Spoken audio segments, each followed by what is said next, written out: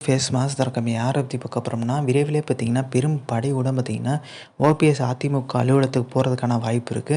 So, அதுக்கு ஒரு பாதை பார்த்தீங்கன்னா, கண்டிப்பா வேலுமணியே போட்டு குடுப்பார்ன்ற மாரி பேச்சுக்கு போயிட்டுருக்கு. என்னப்பா வேலுமணிய போட்டு குடுப்பாரான்னு சொல்லிட்டு.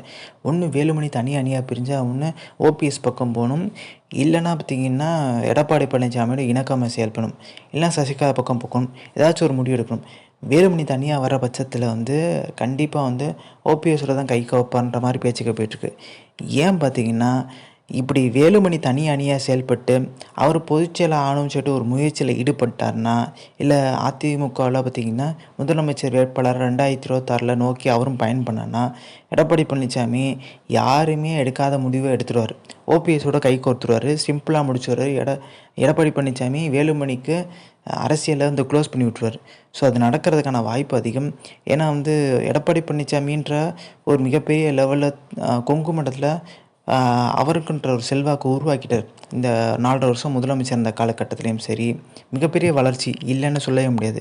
அப்ப அவரோட வளர்ச்சிக்கே ஒரு முட்டுக்கட்டையா வரும்போது, ஓபிஎஸோட கை கோர்க்கறதுக்கு தயங்க மாட்டார்ன்ற மாரி பேச்சுக்கள் போயிட்டுருக்கு. ஏன்னா, ஓபிஎஸோட இந்த சட்டமன்ற தேர்தல்ல இங்கே தான் எடப்பாடி பழனிசாமிக்கு ஒரு முரண்பாடு வருது. யார் முதலமைச்சர் வேட்பாளர்ன்ற மாரி பிரச்சனை. ஏன்னா, இப்ப ஓபிஎஸ் எம்பி ஆயிட்டாருன்னா, எடப்பாடி பழனிசாமிக்கு ஒண்ணும் பிரச்சனை கிடையாது. அவர் டெல்லி அரசியல் நோக்கி போயிட்டுருக்காருப்பா. நம்ம அவரோட சுமூகமா போறது தான் நல்லதுன்ற மாரி ஒரு முடிவு எடுக்கிறதுக்கு வாய்ப்பு இருக்குன்னு சொல்றாங்க.